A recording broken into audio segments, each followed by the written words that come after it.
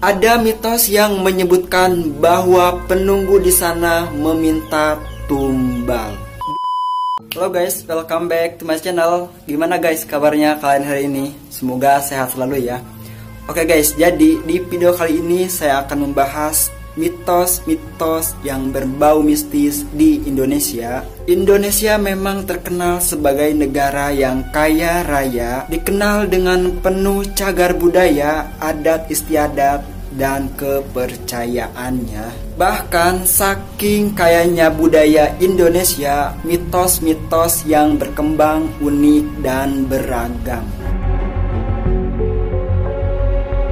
Mitos merupakan kepercayaan yang diwariskan secara turun-temurun, sehingga banyak yang menganggapnya sebagai sebuah kebenaran. Memang mitos seringkali tak masuk akal dan logika, tapi namanya kepercayaan, tentu ada saja orang yang mematuhinya. Di Indonesia sendiri mitos sangat banyak ditemukan, bahkan tak hanya sedikit warga Indonesia yang masih mempercayainya.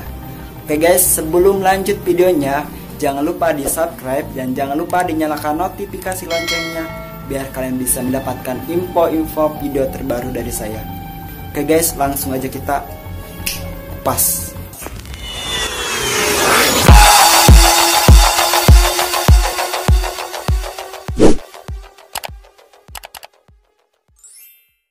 Oke guys, kita bahas sedikit asal-usul mitos. Pada awalnya mitos menceritakan asal mula terbentuknya alam semesta, proses perubahan alam semesta, dan asal mula terciptanya dewa-dewa. Pernyataan tersebut merujuk dari pendapat para ahli yang mendefinisikan jenis-jenis mitos, yaitu mitos kosmogonis, kosmologis, dan teogonis. Jenis-jenis mitos tersebut menjelaskan kejadian-kejadian alam dan dewa-dewa. Namun seiring berjalannya waktu, mitos berkembang semakin kompleks. Ruang lingkupnya bukan hanya terjadinya alam semesta, namun semakin berkembang ke arah kehidupan di sekitar manusia. Kemunculan mitos-mitos ini dilandasi berdasarkan teori-teori yang ada sebelumnya guys. Meskipun perkembangan mitos semakin kompleks, kemunculan mitos ini sudah lahir sejak zaman dahulu, ketika pemikiran manusia masih terbatas.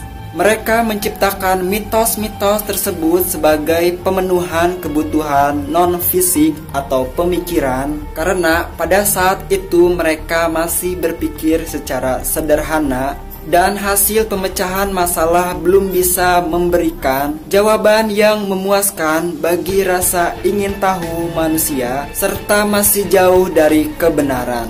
Jadi contohnya kayak gini guys, orang tua kita bilang, jangan duduk di bantal, nanti bisulan loh. Nah, secara logika nggak masuk akal hubungan bantal dengan bisulan guys. Menurut pendapat saya pribadi nih guys, mereka memberi alasan kayak sebuah ancaman atau menakut-nakuti agar seseorang benar-benar meninggalkan kelakuannya tersebut, seperti duduk di atas bantal ini guys. Dan yang memberi alasan bahwa duduk di atas bantal itu bisulan juga tidak memikirkannya lagi bahwa alasannya mau masuk akal, mau tidak masuk akal, bahkan di luar nalar pun sekalian gitu. Walaupun mereka mungkin tahu gitu alasan sebenarnya bahwa duduk di atas bantal tersebut tidak sopan, yang seharusnya dipakai untuk kepala ini dipakai duduk atau dipakai pantat gitu ya guys. Menurut saya ada kemungkinan mereka memberikan alasan yang tidak logis atau terkesan menakut-nakuti. Mereka mungkin memberikan alasan tersebut kepada seseorang supaya seseorang takut dengan alasannya tersebut dan agar cepat meninggalkan kelakuannya tersebut. Karena mungkin kalau mereka memberikan alasan yang sebenarnya, seseorang tersebut takutnya tidak mendengarkan, menyepelekan, bahkan melakukannya terus-menerus. Dan pada akhirnya mungkin muncul sebuah ide yang terkesan menakut-nakuti supaya cepat ditinggalkan perlakuannya tersebut guys. Nah, begitu pula seseorang tersebut ketika mempunyai keturunan, ia pun memberikan alasan yang sama terus-menerus hingga saat ini guys. Oke guys, ini dia mitos-mitos termistis yang populer di Indonesia. Bermain ke pantai adalah hal yang menyenangkan, namun ada sebuah mitos yang dipercaya banyak orang, yakni jangan mengenakan baju berwarna hijau ke pantai selatan, karena nanti bakal ditarik oleh penguasa laut selatan, yaitu Nyi Roro Kidul. So, apakah benar guys?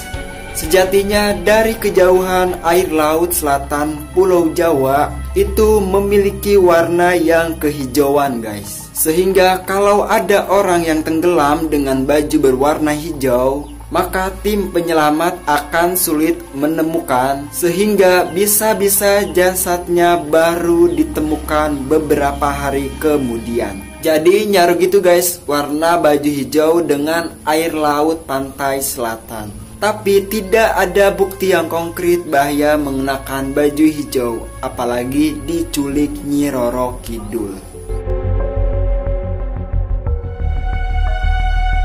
Jauh sebelumnya namanya HP, game online, dan TV merajalela seperti sekarang, anak-anak kecil zaman dulu punya kesibukan tersendiri. Usai pulang sekolah dan makan, mereka pasti akan menghabiskan waktu sesiangan sampai sore dengan teman-temannya. Lalu ketika maghrib datang, mereka pasti langsung pulang karena ingat pada pesan orang tua. Jangan main di luar waktu maghrib. Anak kecil yang enggak nurut nanti bakal diculik wewe gombel. Sejatinya mitos mengenai hantu wewe gombel sudah lama ada guys. Yakni itu adalah hantu yang suka mengambil anak kecil. Namun mitos itu sebetulnya adalah sebuah kedisiplinan waktu untuk anak kecil guys. Di mana maghrib merupakan pergantian siang ke malam, adalah momen mereka sudah ada di rumah usai beraktivitas seharian supaya bisa beristirahat tenang. Di balik kecelakaan yang sering terjadi di tol Cipularang kilometer 97, ada mitos yang menyebutkan bahwa penunggu di sana meminta tumbal. Dulu area kilometer 97 adalah Gunung Hejo yang angker. Karena tidak terima digunakan sebagai tol, kecelakaan pun sering terjadi guys. Padahal daerah kilometer 97 itu memang terdapat tanjakan dan turunan yang cukup tajam. Kabut pun sering turun. Jadi secara geografis memang kita harus hati-hati saat lewat sana guys.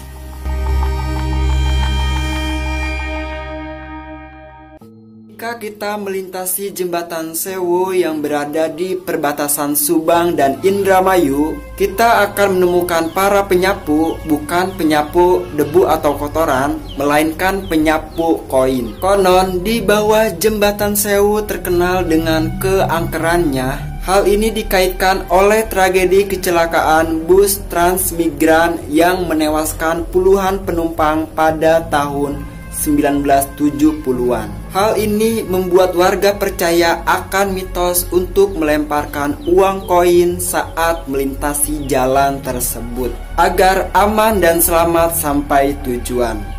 Apakah kalian pernah mencobanya guys? Komen di bawah.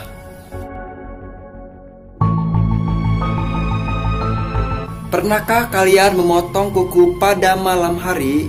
Dan tahukah kalian mitos dari kegiatan tersebut? Konon orang dulu sangat melarang memotong kuku pada malam hari, karena mitosnya jika kita memotong kuku di malam hari akan membuat kita cepat meninggal. Akan tetapi ada juga penjelasan logikanya, di mana zaman dahulu penerangan masih sangat minim. Maka berbahaya jika memotong kuku pada malam hari. Meskipun demikian, masih ada orang yang mempercayai mitos ini dan menghindarinya.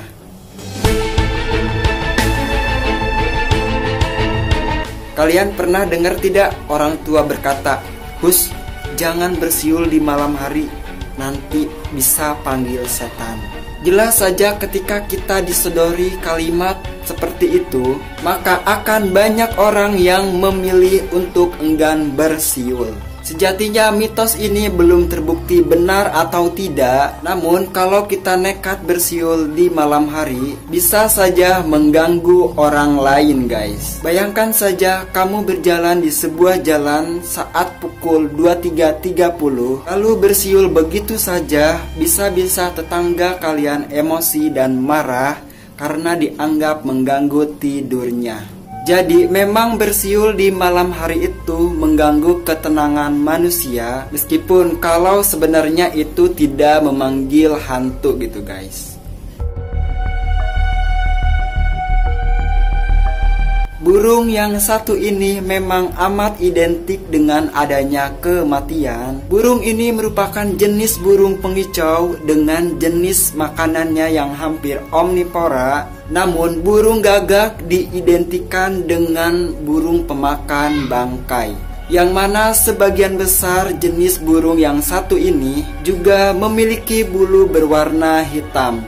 Menurut mitos yang beredar, apabila terdapat suara burung gagak di sekitar rumah, maka hal tersebut merupakan pertanda salah satu atau seseorang di anggota keluarga tersebut akan meninggal dunia. Mungkin burung gagak ini karena suka makan bangkai, warna bulunya yang hitam pekat, dan suaranya yang khas sehingga dikait-kaitkan dengan hal-hal yang berbau mistis guys. Nah, jadi dari mitos-mitos yang beredar di kalangan masyarakat Indonesia, tidak hanya sedikit untuk tujuan tertentu, namun alasan yang beredar turun-temurun tidak hanya sedikit alasan yang melenceng dari sesungguhnya, meskipun tujuannya sama guys. Nah guys, jadi ketika kita pergi ke suatu tempat atau ke suatu daerah, ketika di suatu daerah tersebut ada sebuah budaya, adat istiadat atau kebiasaan-kebiasaan tersebut, kita harus tetap menghargai kepercayaan di daerah tersebut gitu guys. Nah, terima kasih yang sudah nonton sampai akhir. Jangan lupa untuk di like, comment, share, dan subscribe video saya di bawah ini. Saya Muslihat Mumus, terima kasih atas waktunya. Thanks for watching.